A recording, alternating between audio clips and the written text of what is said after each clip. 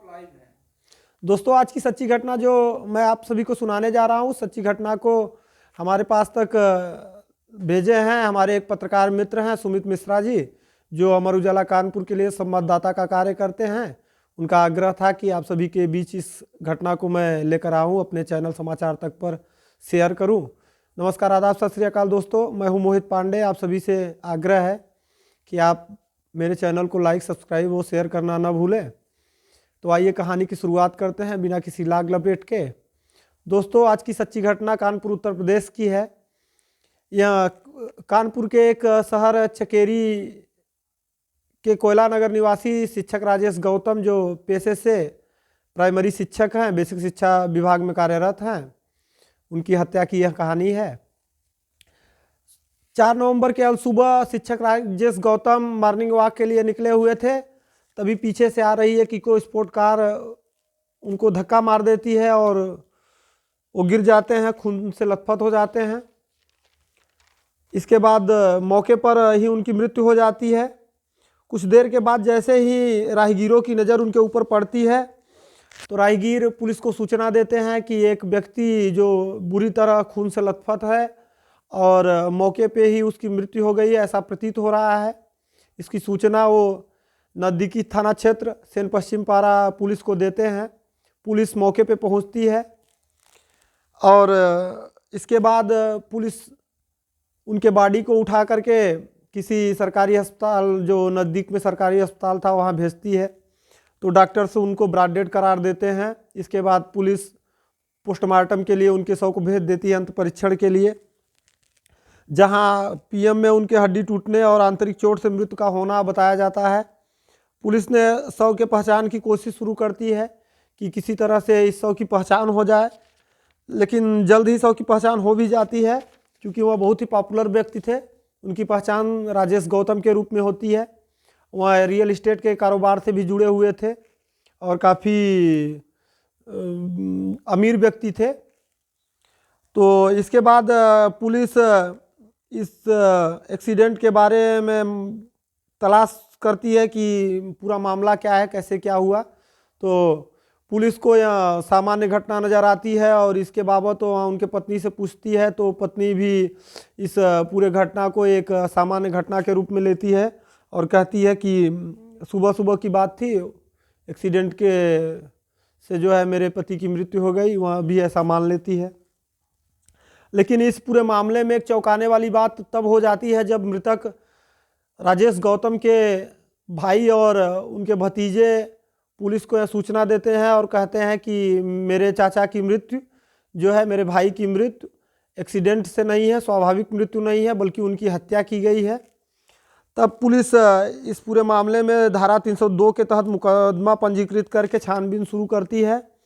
Police सबसे पहले आरोपी की पत्नी, जिनके ऊपर आरोप लगा हुआ था,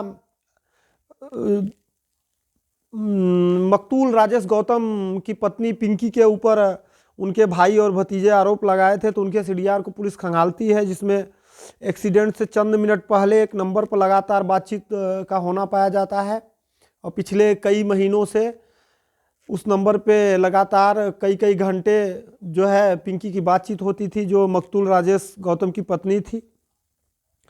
अब जब उस नंबर की सीडीआर निकालती है पुलिस, तो उसके आनर के बारे में बात होती है कि यह नंबर किसके नाम के ऊपर लिया गया है, रजिस्टर्ड है। तो पता चलता है कि यह शैलेंद्र सोनकर के नाम पर इस सिम को लिया गया है। अब पुलिस जब शैलेंद्र सोनकर को गिरफ्तार करती है, थाने ले आती है, पूछताछ शुरू करती है, तो शुरुआत में शैलेंद्र सोनकर पुलिस को गुमराह करने में कामयाब रहता है। वह बताता है कि मैं एक राजमिस्त्री हूं और साल 2021 से ही जो है मेरी पहचान राजेश गौतम से है, मैं मकान बनाता हूं। इस सिलसिले में मेरी जो है अक्सर बातचीत होती है और भाभी भी इस कारोबार से जुड़ी हुई हैं, तो कभी कभार मेरी भाभी से भी बातचीत हो जाती है। तो पुलिस को ऐसा लगता है कि हो सकता है कि कारोबार के सिलसिले में जो है बातचीत तो होती रही हो। इसके बाद पुलिस अब और दूसरा हथकंडा अपनाती है पूरे केस को खोलने के लिए, लेकिन उसके हाथ कोई सुराग नहीं लगता है। तभी मृतक का भाई एक सीसीटीवी फुटेज पुलिस को सौंपता है, जिसमें 2 कारें एक साथ खड़ी थी, इको स्पोर्ट कार और वैगनार कार, जैसे ही सुबह राजेश गौतम मॉर्निंग वॉक के लिए निकलते हैं, तभी पीछे से आ रही कोई स्पोर्ट कार जो है राजेश गौतम को धक्का दे देती है, हिट कर देती है। इसके बाद हिट करते हुए वो सीधे बिजली के पोल से टकरा जाती है। इसके तत्काल बाद उसमें से 2 व्यक्ति को स्पोर्ट कार से बाहर निकलते हैं और पीछे से आ रही वैगनार कार में बैठ करके निकल जाते हैं। इसके बाद पुलिस को स्पोर्ट कार के नंबर की जांच जब शुरू करती है तो वह नंबर फर्जी निकलता है, वह इको स्पोर्ट कार का नंबर नहीं निकलता है। इसके बाद पुलिस जब वैगनार कार जो पीछे से आ रही थी, जिसमें अपराधी बैठकर भागे हुए थे, उसके नंबर की तलाश करती है तो उसका नंबर सही होता है। आरटीओ में जिसके नाम से रजिस्टर्ड होता है, पुलिस उनके तक पहुंचती है। दोस्तों, कहीं ना कहीं एक कहावत जो मशहूर है कि आरोपी जो घटना में शामिल होते हैं, अपराधी कोई ना कोई सबूत छोड़ जाते हैं, वही हुआ। वैगनार कार का नंबर बदलना अपराधी भूल गए या इस बारे में उन्होंने सोचा नहीं कि वैगनार कार का भी नंबर बदल दें। उनका प्लान यह था कि कोई स्पोर्ट कार से हम लोग धक्का देंगे और इसी कार को लेके हम लोग निकल जाएंगे, लेकिन वह बिजली के पोल से जब टकरा जाती है तो मजबूरन उनको इको स्पोर्ट को छोड़ करके वैगनार से निकलना पड़ता है। तो वैगनार कार के नंबर से जब पुलिस उसके मालिक तक पहुंचती है तो उसका मालिक बताता है कि 3 नवंबर के शाम को ही एक व्यक्ति जिसका नाम शैलेंद्र सोनकर है, उसने इस गाड़ी को मांग करके मुझसे ले गया था। तो जब शैलेंद्र सोनकर का नाम पुलिस सुनती है तो पुलिस को लगता है कि कहीं न कहीं इस पूरे मामले में, इस पूरे हत्याकांड में जो है शैलेंद्र सोनकर का हाथ है। अब पुलिस शैलेंद्र सोनकर को जब दोबारा उठाकर थाने ले आती है और रंगारंग कार्यक्रम, सांस्कृतिक कार्यक्रम की शुरुआत करती है, तब शैलेंद्र सोनकर तोते की तरह बोलने लगता है। पुलिस पूछती है कि बताओ राजेश गौतम की हत्या करने का मोटिव क्या था, काहे किस कारण से तुमने राजेश गौतम की हत्या की, पूरा मामला क्या है। तो वह बताता है कि 4 नवंबर को बेहद सामान्य सा दिखने वाला यह हादसा नहीं था, बल्कि एक फुल प्रूफ प्लान था जिसके तहत शिक्षक राजेश गौतम की हत्या की गई। साल 2021 में राजेश गौतम ने अपना मकान बनवाने के लिए एक व्हाट्सएप ग्रुप में यह मैसेज डाला कि मुझे एक राजमिस्त्री की ज़रूरत है, अगर किसी के पास राजमिस्त्री का नंबर हो या कोई संपर्क हो किसी का तो मुझसे संपर्क करवाया जाए। तो इसके बाबत किसी ने शैलेंद्र सोनकर का नंबर उस ग्रुप में सेंड कर दिया, जिस पर राजेश गौतम की बातचीत हुई। राजेश गौतम शैलेंद्र सोनकर को बुलवाया अपने पास, तो बातचीत करके जो है शैलेंद्र सोनकर ने राजेश गौतम का मकान बनवाया। इस मकान बनाने के दौरान ही राजेश गौतम की पत्नी पिंकी और शैलेंद्र सोनकर में अवैध संबंध व्याप्त हो जाता है और इसकी भनक तक राजेश गौतम को नहीं लगती। यह सिलसिला करीब 2-3 साल लगातार चलता रहता है, 2 साल। इसके बाबत जब शैलेंद्र सोनकर को किसी से भनक मिलती है, जब जानकारी होती है, तो वह शैलेंद्र सोनकर को कहता है कि तुम बिल्कुल मेरे घर आना जाना बंद करो और मेरे घर पे कभी दिखाई मत देना। इसके बाबत वो अपने पत्नी को भी समझाता बुझाता है, कहता है, तो उसकी पत्नी मान जाती है और शैलेंद्र सोनकर का उसके घर आना जाना बंद हो जाता है। कुछ दिन सब कुछ ठीक ठाक चलता है, सामान्य चलता है। फिर इसके बाद शैलेंद्र सोनकर फिर से राजेश गौतम के घर आना जाना शुरू कर देता है। इसकी भनक फिर राजेश को लगती है तो अपने पत्नी की पिटाई कर देता है और पिंकी को यह बात बेहद नागवार गुजरती है कि मेरे साथ मारपीट की जा रही है, जबकि पूरा किया धरा उसकी पत्नी पिंकी का ही था। और वह अपने चोट के निशान को अपने प्रेमी शैलेंद्र सोनकर को दिखाती है और कहती है कि अगर आगे तुम मेरे साथ रिश्ता रखना चाहो तो जो है तुम्हें मेरे पति राजेश गौतम की हत्या करनी पड़ेगी। इसके बाबत शैलेंद्र सोनकर पहले तो राजी नहीं होता है, लेकिन जब राजेश गौतम की पत्नी यह बताती है कि राजेश गौतम के नाम 1.5 करोड़ की 2 बीमा पॉलिसियाँ हैं और कई एफडी है और कई सारे रियल इस्टेट के प्रॉपर्टी है जिनकी कीमत 45 करोड़ से ज़्यादा है, और जब हम राजेश गौतम की हत्या का प्लान बनाएंगे और प्लान हमारा सक्सेस हो जाएगा तो इसके बाद हम दोनों शादी करेंगे और जो है इन पैसों से जो है मौज मस्ती करेंगे, ऐश करेंगे। अब इस सारे सौदे को शैलेंद्र सोनकर मंजूर कर लेता है। उसके समझ में कहीं ना कहीं यह बात आ जाती है कि अगर इस घटना को इस प्लान को स्वाभाविक मौत का अगर हम लोग नाम दे देते हैं तो हम लोग इस पूरे घटना से बच भी जाएंगे और इसके बाद जो है जो प्लान के मुताबिक हम दोनों शादी करेंगे।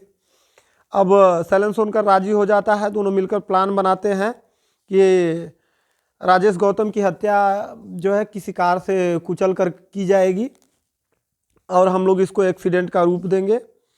इसके बाद शैलेंद्र सोनकर जो है इसके तैयारी में लग जाता है प्लान के, और करीब 6 महीना बीत जाता है, लेकिन जब कुछ इसके प्लान का कोई भी हिस्सा कारित नहीं हो पाता है, तब पिंकी कहती है, मकतूल की पत्नी पिंकी, कि अपने प्रेमी से शैलेंद्र सोनकर से कि अभी इतना दिन बीत गया, 6 महीने हो गया, अभी तक तुमने कुछ किया नहीं, और क्या बात है, काहे जो है अभी तक प्लान सक्सेस नहीं हो पा रहा है।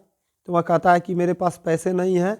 तब मकतूल राजेश की पत्नी 4 लाख रुपए अपने गहने बेच करके और कुछ कैश का जो है अरेंजमेंट करके जो है अपने प्रेमी शैलेंद्र सोनकर को देती है। तो शैलेंद्र सोनकर इस पूरे प्लान को जो है सक्सेस करने के लिए, तैयारी करने के लिए अपने ममेरे भाई विकास सोनकर के जरिए आवास विकास 3 निवासी ड्राइवर सुमित कठेरिया से संपर्क करता है और 4 लाख रुपए में सुपारी तय की जाती है कि 4 लाख रुपए में एक्सीडेंट कराया जाएगा, जिसका पूरा पैसा सुमित कठेरिया को दे दिया जाता है। और यह तय किया जाता है कि 4 नवंबर 2023 के दिन ही हम लोग जो है राजेश गौतम को मारेंगे। और सुबह दोनों वैगनार तीनों अपराधी, जिसमें इको स्पोर्ट कार में शैलेंद्र सोनकर, उसके मामा का लड़का विकास सोनकर, दोनों बैठते हैं। शैलेंद्र सोनकर ही जो है इको स्पोर्ट कार को चलाता है और 4 नवंबर के सुबह राजेश गौतम का एक्सीडेंट कर देता है। इसके बाद इको स्पोर्ट कार बिजली के पोल से टकरा जाती है। अब जब इस पूरे मामले में का खुलासा हो जाता है और जांच के दौरान ही एक अचंभित करने वाली घटना भी घटती है कि शैलेंद्र सोनकर अपने घर पर और पिंकी अपने घर पर डर के वजह से विषाक्त पदार्थ खा लेते हैं। दोनों के जान पे बन आती है, लेकिन दोनों बच जाते हैं, हॉस्पिटल जाते हैं। अब इस पूरे मामले में जब दोनों विषाक्त पदार्थ खाते हैं तो पुलिस को का शक इन दोनों पे गहरा जाता है और पुलिस को बल मिलता है। पुलिस को भी लगने लगता है कि कहीं ना कहीं इसकी पत्नी पिंकी भी शामिल है, लेकिन जब आमना सामना कराया जाता है इस पूरे घटना के बाद, शैलेंद्र सोनकर का पिंकी से सामना कराया जाता है, तो पिंकी को यह लगता है कि शैलेंद्र सोनकर पूरे मामले को जो है पुलिस को बता चुका है, खुलासा कर चुका है। तो पिंकी भी पूरे मामले को स्वीकार कर लेती है कि हाँ, मैं भी पूरे घटना में जो है शामिल हूँ। दोस्तों, इसमें एक बहुत अच्छी बात यह हुई कि जिस दिन मकतूल राजेश की हत्या की गई, उस दिन सुबह राजेश का बेटा, बड़ा बेटा, मॉर्निंग वॉक पे जाने के लिए अपने पिता के साथ जिद कर रहा था, लेकिन उसकी पत्नी पिंकी, जो अपराधियों के संपर्क में थी, शैलेंद्र सोनकर के संपर्क में थी, और एक्सीडेंट के चंद मिनट पहले तक जो है पिंकी से और शैलेंद्र सोनकर से बातचीत हो रही थी, तो वो अपने बच्चे को, बड़े बेटे को जाने नहीं देती है अपने पति के साथ। तो एक्सीडेंट में जब जाने नहीं देती है तो उसका बड़ा बेटा भी बच जाता है, नहीं तो उस दिन जो है उसके बड़े बेटे की भी मृत्यु हो जाती। पत्नी पिंकी समेत 4 अपराधी अभी जेल में है इस पूरे मामले में। राजेश गौतम का बड़ा बेटा भी गवाह है। दोस्तों, आज के लिए इतना ही। जल्द मिलते हैं किसी और कहानी में। और दोस्तों, इस कहानी को सुनाने का उद्देश्य किसी को परेशान करना नहीं है, किसी को ठेस पहुंचाना नहीं है, बल्कि आप सभी को सचेत करना है, आप सभी को जागरूक करना है, ताकि आप सभी सुरक्षित रहें, सतर्क रहें। आज के लिए बस इतना ही। जल्द मिलते हैं किसी और कहानी में। तब तक के लिए राम राम, धन्यवाद।